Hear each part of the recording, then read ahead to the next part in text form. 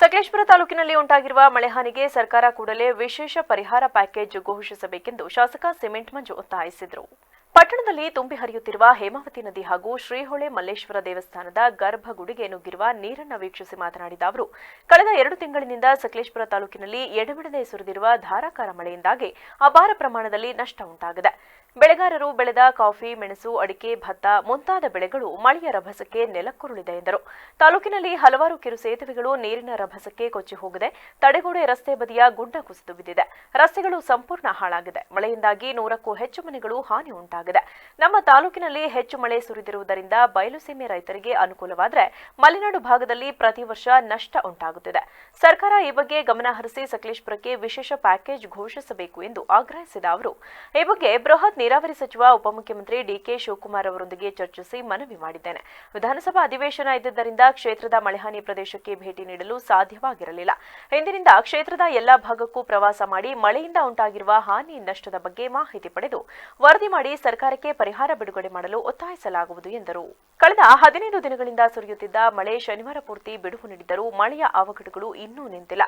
ಶುಕ್ರವಾರ ರಾತ್ರಿಯಿಂದ ಹೇಮಾವತಿ ನದಿಯ ಹರಿವು ಹೆಚ್ಚಾದ ಪರಿಣಾಮ ಪಟ್ಟಣದ ಆಜಾದ್ ರಸ್ತೆ 50ಕ್ಕೂ ಹೆಚ್ಚು ಅಂಗಡಿ ಹಾಗೂ ಮನೆಯೊಳಗೂ ನೀರು ನುಗ್ಗಿದೆ.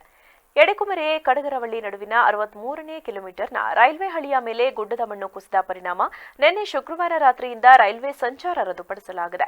ರೈಲ್ವೆ ಹಳಿಯ ಮೇಲೆ ಬಿದ್ದಿರುವ ಮಣ್ಣು ತೆರವು ಕಾರ್ಯಾಚರಣೆ ಬಿರುಸಿನಿಂದ ಸಾಗಿದೆ. ರಾಷ್ಟ್ರೀಯ ಹೆದ್ದಾರಿ 75ರ ದೊಡ್ಡ ತಪ್ಪಲಿನಲ್ಲಿ ಮತ್ತೆ ಗುಡ್ಡ ಕುಸಿದು ಕೆಲ ಗಂಟೆಗಳ ಕಾಲ ಸಂಚಾರ ನಿರ್ಬಂಧಿಸಲಾಗಿತ್ತು. ಪರ್ಯಾಯವಾಗಿ ವಾಹನಗಳನ್ನು ಕಾಡುಮನೆ ರಸ್ತೆ ಮೂಲಕ ಸಂಚರಿಸಲು ಅನುವು ಮಾಡಿಕೊಡಲಾಗಿತ್ತು. ರಾಷ್ಟ್ರೀಯ ಹೆದ್ದಾರಿ ಅವಂತರದಿಂದ ಗುಲಗಳಲಿಯ 3 ಮನೆಗಳಿಗೆ ಅಪಾರ ಪ್ರಮಾಣದಲ್ಲಿ ನೀರು ನುಗ್ಗಿದ ಪರಿಣಾಮ ಮನೆಯಲ್ಲಿ ಸಾಮಗ್ರಿಗಳು ನೀರು ಪಾಲಾಗಿವೆ. ಕೆಲವೆಡೆ ಮಳೆಯಿಂದಾಗಿ ಸೇತುವೆ ಕೊಚ್ಚಿ ಹೋಗಿರುವ ಪರಿಣಾಮ ಸುಮಾರು ಗ್ರಾಮದ ರೈತರ 400 ಎಕರೆಯಷ್ಟು ಗದ್ದೆ ಹಾಗೂ ತೋಟಗಳಿಗೆ ತೆರಳುವ ಸಂಪರ್ಕ ಕಡಿತಗೊಂಡಿದೆ. ದೇವಾಲದ ಕೆರೆ ಗ್ರಾಮದಲ್ಲಿ ಸುಮಾರು 50 ಎಕರೆ ಭತ್ತದ ಗದ್ದೆ ಜಲಾವೃತಗೊಂಡಿದೆ. ಸಂಕಲಾಪುರ ಕಾಡುಮನೆ ರಸ್ತೆಯಲ್ಲಿ ಗುಡ್ಡ ಕುಸಿದಿದೆ. ಓಡಳ್ಳಿ ಸೋಮವಾರಪೇಟೆ ರಾಜ್ಯ ಹೆದ್ದಾರಿ ನಡುಭಾಗದಲ್ಲಿ ಬಿರುಕು ಬಿಟ್ಟಿದೆ. ಹೆಸಳೂರು ಹೋಬಳಿ ಮತ್ತೂರು ಗ್ರಾಮದ ಕೆರೆಕೋಟೆ ಹೊಡೆದು 100 ಎಕರೆ ಭತ್ತದ ಗದ್ದೆಗಳಿಗೆ ನೀರು ಹರಿದಿದೆ. ತಾಲೂಕಿನಲ್ಲಿ ಮಳೆಯ ಪ್ರವಾಹ ಕಡಿಮೆಯಾದರೂ ಅವಘಡ ನಷ್ಟಗಳು ಹೆಚ್ಚುತ್ತಿವೆ. ನಿರಂತರವಾಗಿ ಸುರಿತಿರತಕ್ಕಂಥ ಮಳೆಯಿಂದ ಸಕಲೇಶಪುರ ಜೀವನದಿ ಹೇಮಾವತಿ ತುಂಬಿ ಹರಿತಾ ಇದೆ. ನಮ್ಮೆಲ್ಲರಿಗೂ ಕೂಡ ಸಂತೋಷದ ವಿಚಾರ.